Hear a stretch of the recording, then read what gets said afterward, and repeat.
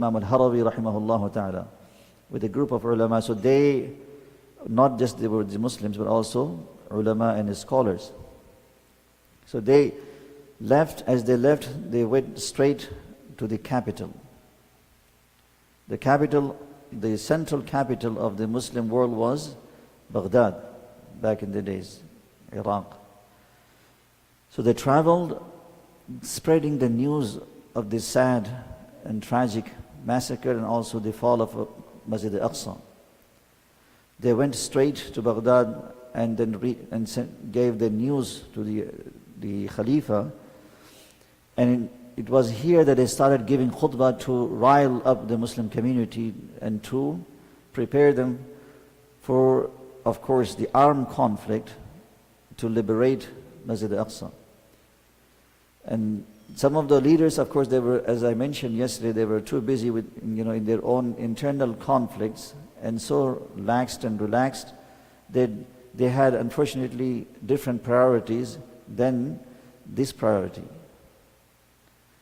So the Amir, of course, the Khalifa, when he received, so he didn't take serious notice of it until, ulama, they put pressure on him. And with that pressure, of course, he realized the need, and then he started to campaign for it, and as a result they slowly were able to mobilize the Muslim world, but it took a long time for the Palestine and Masjid Al-Aqsa to be liberated, which, as I mentioned, this happened about 89 to 100 years after they took over. When they took over Masjid Al-Aqsa, it was 1099, as I mentioned, right? So there was about 100 years of gap in between the first fall and the second recapture of Masjid Al-Aqsa. So when Crusaders took over, of course, their dream come true, right? Their dream that they had been dreaming about since the time when they had lost it. And it was at the time of Umar ibn Khattab radiyallahu anhu. So when this is something which is interesting in history. For example, when we look at Indian history, British, government, they, of course, when they took over India, the greatest fear that they had was not necessarily Hindus, rather the Muslims, because, when you take over power from a community, they were the first one to resist and try their level best to reclaim that. So this is why even in the movement of freedom of India, Muslims played a very big role, and it was them who posed a great threat to the British East India Company and the rest. Why? Because they know that it was them who ruled the country. So similar was the case here, that Christians, of course, they had to surrender. So the threat, it was them for the Muslims as well. And so their dream came true after 4 centuries plus, as I mentioned yesterday, 460 years, almost like that. So when they took over Al-Quds, of course, they wanted to do things the way they wanted, Christianizing it in a way, But unfortunately, Crusaders, they lacked the true version of Christianity and true version of teachings of Isa alayhi salatu wasalam. Therefore, you can never see anything what they did exactly to Muslims or even to Jews or even to the place which they really desecrated. Nothing they could find as an evidence in the Christian text.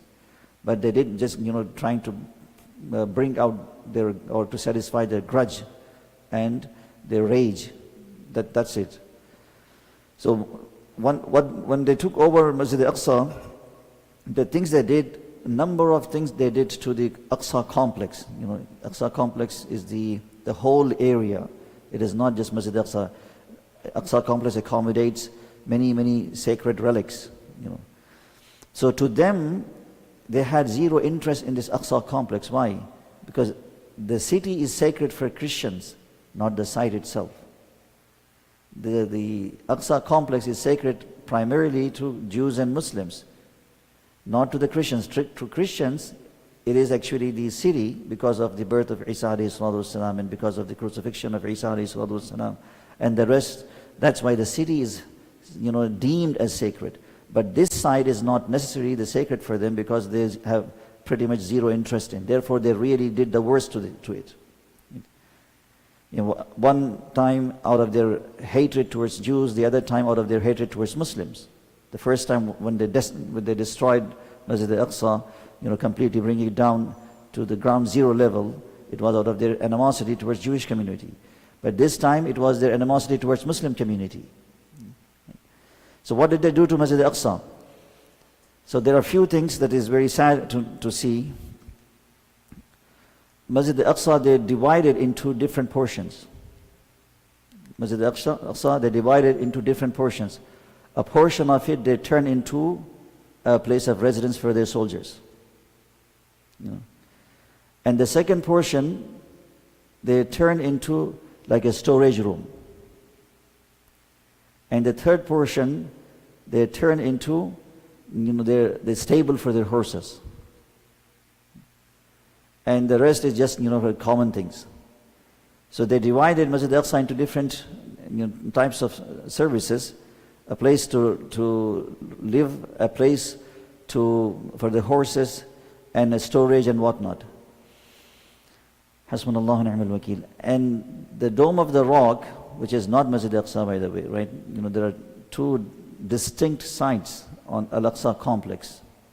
One is the Masjid al-Aqsa itself, which is of course the masjid that dates back to the time of Ibrahim alayhi salatu wassalam, and perhaps even before that, but the structure that is in place, there is a hadith that is initially comes from the time of Sulaiman alayhi salatu wassalam. So that is a different masjid, which is that's a different place. So the Dome of the Rock, which undoubtedly was one of the masterpieces of the architecture of the Muslim world, unprecedented, beautiful dome, golden dome, the way it is shaped, the way it is designed, and the colorful mosaic, the tiles, white and blue. Even to this date, it strikes you and leaves you in awe when you look at it. Forget about when it was built. Imagine the glory of it. Matchless, priceless, unprecedented of its time. So it was actually Abdul Malik bin Marwan and his son who constructed this as a monument to honor the site and also to make something very unique in this place compared to Makkatul Mukarramah and Ka'batullah. That was their intention and reason. They wanted something to be very special here as well. There was also political reasons behind. So this Dome of the Rock that you see, I hope that you all are able to relate to it. So what they did to it, so the dome, of course, was the same, but on top of it, they placed cross. So they placed a big, massive cross on top of the dome, and that sat there for a very, very long time as a mark of their victory. So the dome had, today is different, but they had replaced it, and they had placed the big cross to mark their victory and as an indication of Christianizing the place. Astaghfirullah al-Azim. So these are the things that they did to Masjid al-Aqsa, and also it's the complex that is there. When we look at the other things in this regard, the reaction of the Muslims in its surrounding, as I mentioned, was very depressing and sad, that instead of really doing their best to liberate it, they took a passive approach and also a very political approach that, let just things be as they are, as long as we are able to live in peace. So the Christians, because of their settlement in Syria, because this whole area was called Bilad al-Sham, not the small Syria that we know today of. Right? Bilad al-Sham refers to, as I mentioned many times, this whole region that includes five countries. So it was known as Bilad al-Sham. So because of Crusaders now, it opened up the doors of trade and also resettlement, or rather the first settlement after a very long time, for Europeans to come in. Because when they made this as their base, many Christians moved to this region. Many Christians. When they moved to this region, they started to live. As they started to live, of course, because of their settlement in this region, they were very much impressed by the Arabic architecture, the Muslim architecture, and the Muslim lifestyle, the Arabian cuisine, and the Islamic and the Muslim advancement, because it was the same era that Europe was living in dark ages. Europe was living in dark ages, almost like that. It came out of dark ages, in the aftermath period of the Muslim invasion and Muslim settlement in Europe. The Muslim Spain is what I'm referring to over here. So the first phase, this is why it's called the Age of Enlightenment. Right? It began with the Renaissance in Europe, and this is 14th, 15th, and 16th century. So it is called the Age of Enlightenment because it is literally enlightened Europe. So they were so impressed with all of these, because Muslim world was really the most advanced world of the time, because of the accomplishments and because of the achievements and because of the architecture and whatnot. Imagine even this Masjid al-Aqsa itself and this Dome of the Rock that I'm referring you to. If I'm sure we all have seen the images at least, right? The beautiful calligraphy around, around the walls. It is Surah Al-Isra is written around it. It is because it matches the theme, right? And also it is in relation. This is why when Umar ibn Khattab radiallahu ta'ala anhu, as I mentioned, that he was the first Muslim and Sahabi after Rasulullah sallallahu alaihi wasallam to pray in Masjid al-Aqsa. Right? So even he chose to recite verses relevant to the place and occasion. He prayed 2 rakat. In the first rakat he recited Surah Al-Sad, because it mentions Dawood alayhi salatu wassalam and Sulaiman alayhi salatu wassalam and his mighty kingdom. And in the second rakat he recited Surah Bani Israel, Surah Al-Isra. So because of this unprecedented advancement of the Muslim world, they were left in amazement. So they started settling in big numbers, and they were very much influenced by it. One of the things that I came across, because the European countries, they not only lived in dark ages, but also they had very poor medical system. So there is this story mentioned there is one book written by one Christian writer. It's called The House of Wisdom. He said, when Crusaders came to Sham and settled in, so when their soldiers got sick, the treatment they had was very poor treatment system. So when a patient needed to be treated, so he was taken to first their own hospital, which was rotten, with broken bed, with bare minimum amenities of treatment, whatnot.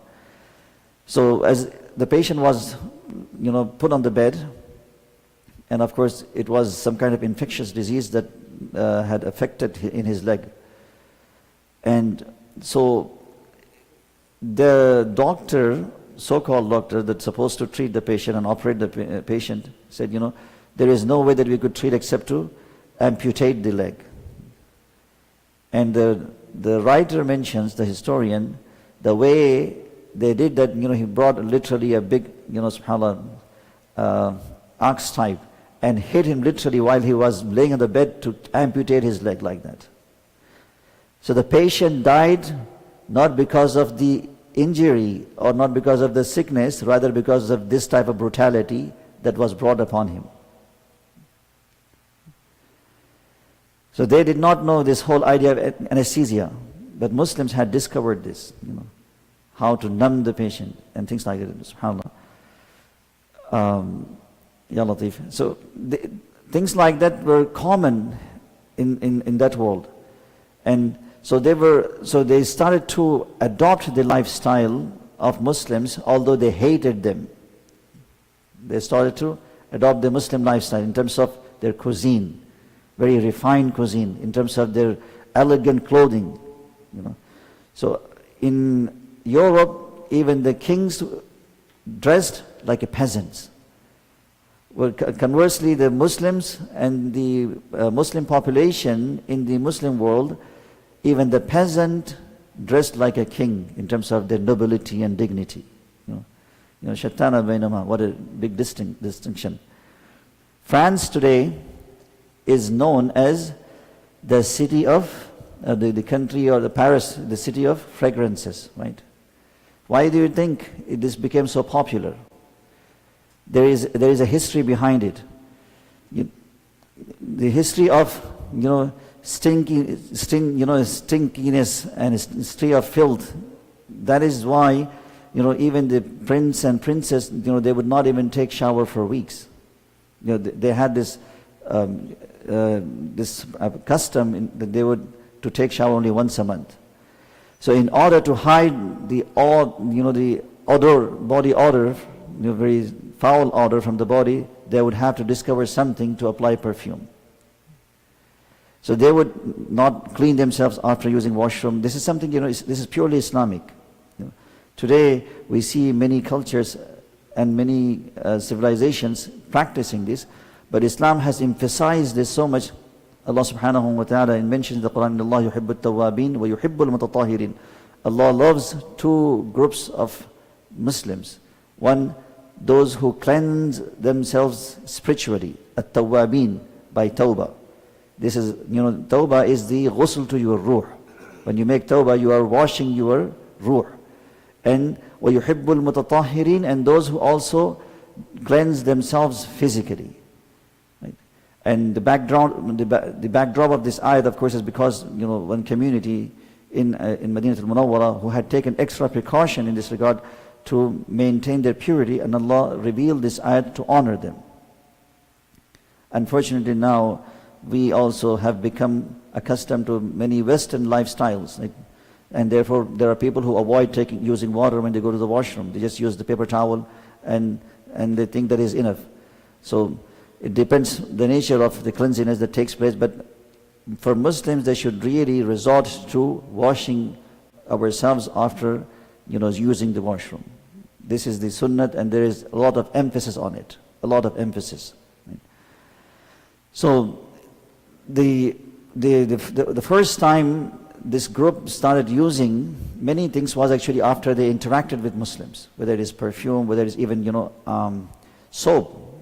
Even the soap was something that Muslims had discovered, and they knew it for the first time after coming in contact with Muslims, living in the midst of Muslims. So this brought a lot of change. And we talk about Renaissance and much of the West that was heavily influenced because of the Muslim contribution. So it was also here, not only in Europe, because of their intermixing and interaction with Muslims. They saw many things, so they transported them back to Europe. And it became like a melting point, a turning point for them to get the good ideas from here and transport them back to Europe to change their local system. And this continued until, of course, the situation slowly but surely improved in Europe, and of course they are now in the leading position, whereas unfortunately we are concerned, we are in the back seat. Once we were the one in the leading position of caravan, today we are as one of the, subhanAllah, one of the individuals sitting at the back seat of this caravan, no longer having control over. Muslims had really done things differently. This is why it is the job of professionals to once again reclaim this narrative. Reclaim. And I often say this to the doctors when I had once a gathering of doctors in the States. I said, our Muslim physicians, when they had taken the science of medicine seriously, they modified a number of things in the medical field to Islamize the medicine. So, for example, Greek medicine heavily used certain ingredients in the medicine that were haram. Right? One of them being alcohol. Even to this day, this is a problem. Right? So, some of the experts in the medicine, I'm talking about, of course, the golden era of Islam, reflecting upon this. Of course, medicine is shifa, but now you have added something to it which is a poison as such. So they read the Quran and the ahadith of Rasulullah sallallahu alaihi wasallam, trying to find a substitute for things like that. So they came up with the idea to use honey in place of that, because Allah subhanahu wa ta'ala speaks of honey being as a shifa. So they said it is impossible for honey not to serve the purpose. So therefore they removed those ingredients and they added this one to make it more effective, and it did serve the purpose. So the point being that the Muslim doctors and those whoever are in the professional field, that we need to find a viable option for Muslims instead of prescribing the same things for them. Don't be conventional. Be creative to think of your identity and how to maintain the religious values in the subhanAllah Muslim community. When you look at the same, when you look at the Jewish community of our time, you will be shocked to know that they're experts in any field. The first priority that they have is how to accommodate our community religiously. How to accommodate them religiously. It is this their priority, the serious ones. Because they want to make sure, because their religion is a lot more strict than us. Right? But unfortunately, we always cut corners, unfortunately. It's sad reality. Saying, Bismillah, just say Bismillah, everything is okay. And, you are in a situation where you don't have the power to change, therefore, it is acceptable. That's fine. But everything has a limit. Somebody has to make some sacrifice for future generation to really see the fruits of it. So anyway, I wanted to just focus on these aspects of the story that we are discussing, because the next phase of it was basically the phase of the liberation of Masjid Al-Aqsa. But in between these decades, what had happened, the whole ambience, the environment, and many things in Aqsa and Bayt al-Maqdis had completely changed because of the dirtiness of Crusaders and desecration of the site. So they themselves, unfortunately, did not maintain cleanliness. Second, because of their animosity and hatred, they really wanted to treat the worse the place.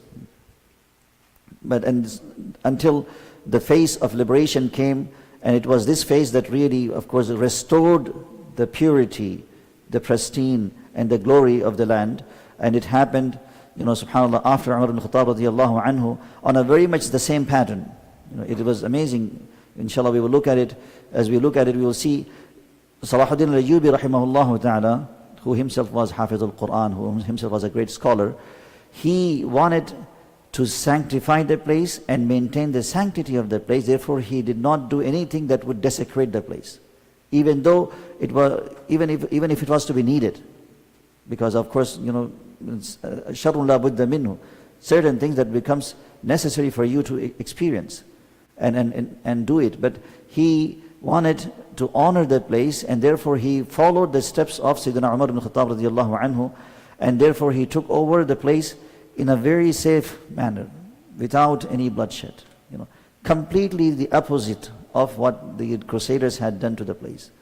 And how he was able to accomplish and how he was able to take over, this is itself is a lesson for the world itself. The world itself, not the Muslims alone.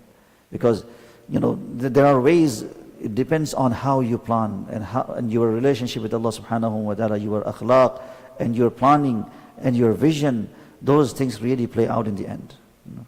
So inshallah we will discuss this part of it.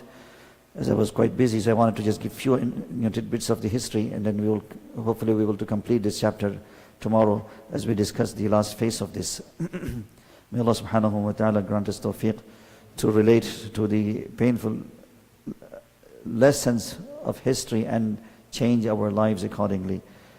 Subhanallah bihamdihi, subhanakallahum bihamdika, wa nashhadu an la ilaha illa anta, wa nastaghfiruka wa natubu ilayk. Subhana rabbika rabbil izzati amma yasifun, wa salamun ala al-mursalin, walhamdulillahi rabbil alamin.